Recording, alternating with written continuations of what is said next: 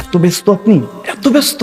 আহা, ইজি কাজে বিজি মানুষ। বিছানায় পড়ে যান এক সপ্তাহের জন্য। যারা বলে তোমাকে ভালোবাসি, মন থেকে ভালোবাসি, চাঁদটা এনে দিব, যত কথা বলে, ডেলি একবার ভালোবাসে না বললে বলে যে ভালোবাসা কমে যেতেছে, এই তাদের জন্য আপনি এক সপ্তাহ বিছানায় পড়ে যান, আপনি ভান করেন আপনি অসুস্থ, আপনি মৃত্যু শয্যায়, আপনি একটু অ্যাক্টিং করে দেখেন, এক সপ্তাহ দুনিয়াকে নিজের অ্যাক্টিং সুরত দেখা, দেখবেন দুনিয়া আপনার সাথে কি সুলুক করে। আপন মানুষটা পাশের ঘরে গিয়ে আল্লাহর কাছে বলবে আর কষ্ট সহ্য হচ্ছে না, আল্লাহ নিয়ে যাও।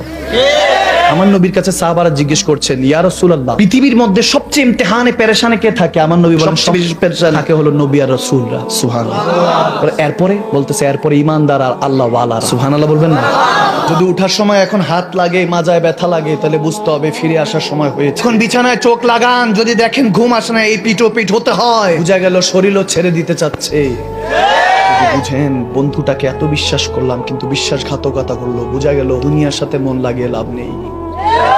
যদি দুই হাত দিয়ে কোনো আপনজনকে কবরে রেখে আসেন, কসম করে বলছি ফিরে আসেন। কখনো টেনশন করবেন না। আমি বললাম আপনার হাত সালামত আছে, আছে, পা সালামত আছে, আছে, সুস্থ আছেন, চলতে পারছেন, দেখতে পাচ্ছেন, শুনতে পাচ্ছেন, মাথা ঠিক আছে, আকল ঠিক আছে, বলে হাত ঠিক আছে, সব যেহেতু ঠিক আছে, আপনার কোথায় পেরেশানি? আল্লাহ জান্নাত দিতে চায় আপনাকে, ফাদখুলি ফি ইবাদি ওয়াদখুলি জান্নাতি। আল্লাহ দিতে চায়, আপনি নিতে চান না।